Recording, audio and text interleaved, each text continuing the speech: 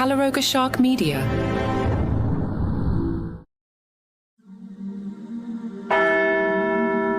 Latin chants resounded and bells tolled as Pope Francis's coffin was carried in a solemn procession on Wednesday from the Vatican to St. Peter's Square, where crowds gathered under the warm Roman sun to say goodbye to the pontiff. The long procession of red-hatted cardinals, bishops in violet capes, and Swiss guards in their distinctive uniforms moved through applauding crowds before entering the Basilica with the coffin of Francis, who died on Monday morning at the age of 88. This is white smoke. Inside the Basilica, the casket was carried across the central aisle and placed in front of Bernini's bronze canopy as a choir chanted the names of Roman Catholic saints. Cardinals and bishops lined up 2 by 2 to bow farewell, crossing themselves in front of the coffin, where Francis' body rested on red fabric. Mourners began filing into St. Peter's Basilica after barriers to Vatican Square were opened, bringing relief to crowds that had been standing in line for several hours. Once inside, the crowd narrowed to a slow-moving column as people paid their final respects to Francis, whose body is lying in an open casket in front of the Basilica's altar of confession, which Catholics believe lies above the tomb of St. Peter. The coffin was not placed on an elevated platform, but positioned simply facing the pews. Francis reformed his own funeral rites to ensure they reflected his wish to be remembered as a shepherd and disciple, and not of a powerful man of this world. In the words of Archbishop Diego Ravelli, Master of Apostolic Ceremonies, the Basilica will remain open until midnight local time to accommodate the thousands wishing to pay their respects. The Holy See press office has announced that Pope Francis' coffin will be closed on Friday at 8 p.m. local time. Cardinal Kevin Farrell, who has been serving as Camerlengo since the Pope's death, will preside over this solemn ritual as final preparations are made for Saturday's funeral. The funeral has been set for Saturday at 10 a.m. in St. Peter's Square. According to his testament dated June 2022, Pope Francis will be buried in the Basilica of St. Mary Major in Rome. It is estimated 250,000 people may attend. Vatican officials revealed Tuesday that Pope Francis's last words before his death were an expression of thanks to his personal nurse and caregiver, Massimiliano Strapetti. After hesitating to surprise the 50,000 faithful gathered in St. Peter's Square following his Easter blessing, Francis asked Strapetti, "Do you think I can manage it?" Once reassured, he took his tour of the square, embracing people, especially children, along his route. "Thank you for bringing me back to the square," Francis, often called the People's Pope, told his personal healthcare assistant afterward.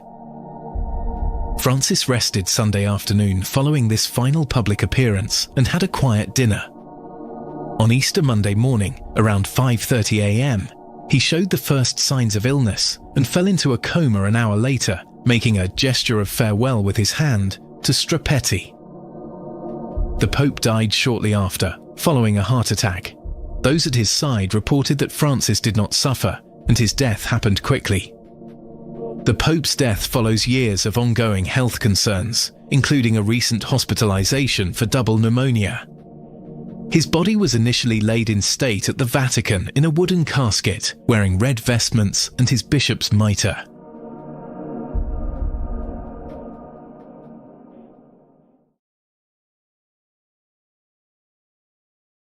Rome and the Vatican have significantly increased security measures in preparation for the weekend's events. It's worth noting that 2025 is a holy year, a jubilee that occurs only once every couple of decades, so authorities had already established security protocols to handle the large numbers of Catholics heading to the Vatican. Since Pope Francis's death, these measures have been further enhanced. This morning, police barricades were visible throughout the area, with officers conducting thorough checks on all those entering St. Peter's Square. The BBC reports that additional security technology has been deployed as well. A reporter observed a soldier carrying what appeared to be a handheld drone countermeasure device. When questioned, the soldier described it as a precaution against drones. though he was understandably tight-lipped about its specific capabilities. The device resembles what experts call a drone hammer, technology designed to disrupt drone radio frequencies and potentially force unauthorized drones to return to their starting points.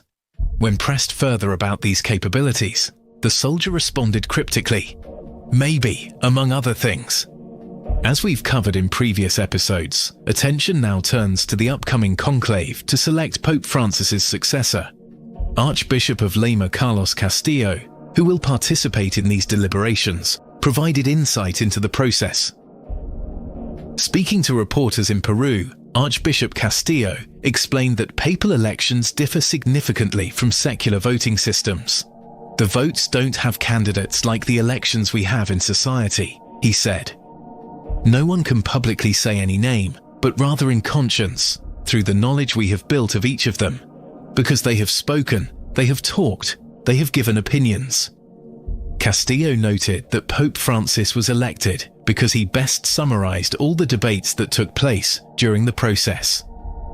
The voting typically begins with scattered results in the first round, which Castillo compared to a pre-election. Subsequent votes continue until a 2/3 majority is reached. He revealed that Pope Francis's election required 5 rounds of voting, while his predecessor Benedict was selected after just 1 round. White Smoke is a production of Calaroga Shark Media. Executive producers, John McDermott and Mark Francis.